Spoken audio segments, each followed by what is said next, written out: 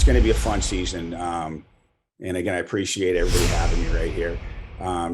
Last year, you take a look, we lost a core group that had a lot of success over the course of 4 years. So this is one of those years that I think we have every 4 years where we have a lot of new faces. Players are going to be inserted in different roles. And it's really exciting for the coaching staff, for the fans. It's just really, it's a new bunch of guys. We lost 10 players. We have, I think, 11 coming in. And again, it's just going to be one of those seasons that, again, every 4 years, you're kind of, you're redoing some things. And again, guys are in different roles. The thing that we have back, we have a lot of experience back on our blue line with Elias Rosen, Will Zamolik, Kyle Loft, our goaltending core is back. But we lost a lot of offense last year, 5 of our top 7 scorers. So probably the biggest hurdle this year for us is we're going to need some guys to expand those roles to become more offensive catalysts for us. And, we got to let that play out. We have a hand raised out in the audience there. Question for Tom.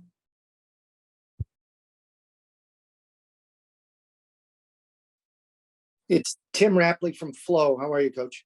Doing good, Tim. How are you doing? Good. What did you learn from Matthias Scholl last year? What did you learn about him?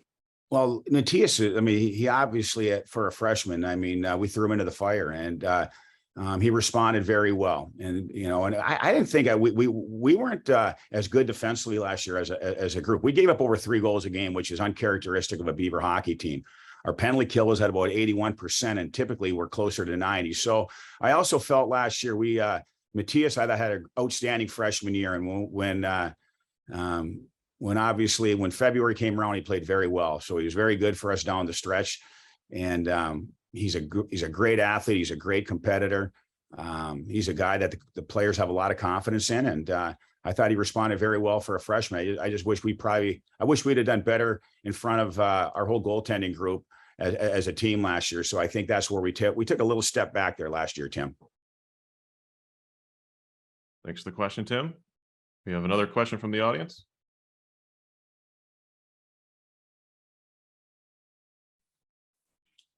Hey, Tom, this is Jack. Hey, what's going on?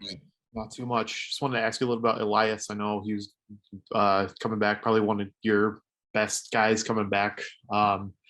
Sort of going to be called on to anchor the defense, especially since you, like you said, you're looking for some more scoring. Maybe just talk about him and what he brings to your team. Well, he's been an outstanding player for us. It's his freshman year. He's a guy that he wears a lot of different hats for us. He plays on all the situations. He's the first one over the boards. 5-on-5. He's the first one over the boards on the power play. And he's played a lot of penalty kill over the course of the last 4 years. So we rely heavily on him, and he's going to eat up a lot of minutes along with Kyle Loft and Will Zamolik. So he's our offensive catalyst. A lot of offense does start from the back line, and he's one of those guys who can help generate offense. He's a good puck mover. He's got poise, and he's just got a lot of confidence. He's played a lot of games, and he's played a lot of important minutes for us. Another question from Tim.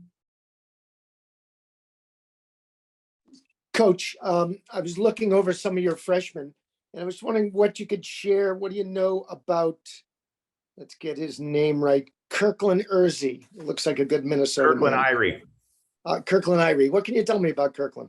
Kirkland's one of those guys that he's a very honest player. He's just a very, very honest player. I really like him so far in the early going. He plays hard. He's got a good, well-balanced skill set. And, I'm excited for Kirkland to get going. And we're trying to figure out our guys right now, especially our freshmen, Tim.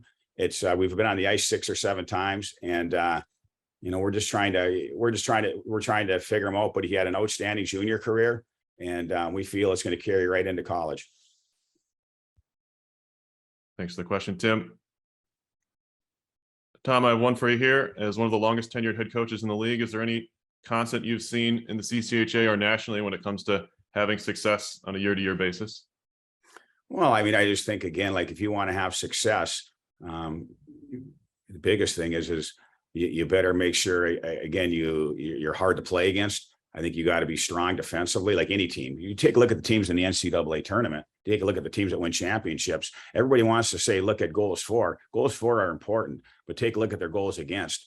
There's typically a gap between your goals for and goals against differential of at least 1. And if you're close to 1, you're going to win a lot of hockey games. That means you're winning 3-2. And I think that's probably the one constant. And you got to have good special teams. You have to have good special teams because so many of these games they're 1-goal games. There's such a fine line between winning and losing. And again, you know what, a couple more % on the power play and penalty kill is so critical. I mean, I take a look at us last year. We were 81% on the penalty kill. Put us to 86. Put us to 86. It's probably 3 to 4 more wins. And that can be the difference in a NCAA bid or not.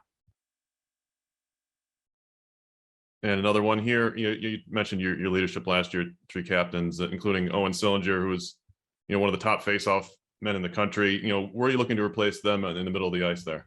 Well, that's a good question. I mean, Owen, he was like a Swiss Army knife for us last year, and he did everything. And but we got some guys that we like our centers. We like our centers. Ross Armour's really good on face-offs, and Ross is going to take a lot of those minutes from Owen right there. So he's done an outstanding job. He's developed over the course of the 4 years. And, Ross is a 5th-year senior, and he's one of our captains, along with Kyle Loft and Elias Rosen and Will Zamolik are our alternates. So we like our leadership group overall, but Ross is going to be taking some of those minutes away. We got Yuri Vizin in, and we got Jackson Judding coming in, who's really good on face-off. So we feel we're in pretty good shape. But again, when you lose a guy like Owen, who you relied on so heavily, it gives other guys opportunity. And that's what happens in our business. People are going to graduate, people are going to move on, and somebody else has to take their roles. And that's with every team. And another question for you here, if we don't have any from the audience, what is the atmosphere like on campus? And is there energy from other programs they're already in season you're able to maybe feed off of heading into your season? Well, absolutely. Our football program, they've drawn very well, and they got an exciting product. And by gosh, our opening game against Mankato was a full house. So was our homecoming game last weekend against Winona State. So no, you're always drawing from the other athletes, and on the campus too. Bemidji State, we've got really, I think there's great camaraderie. There's a great bond between all the teams right there, and I think again, football starts it off for you.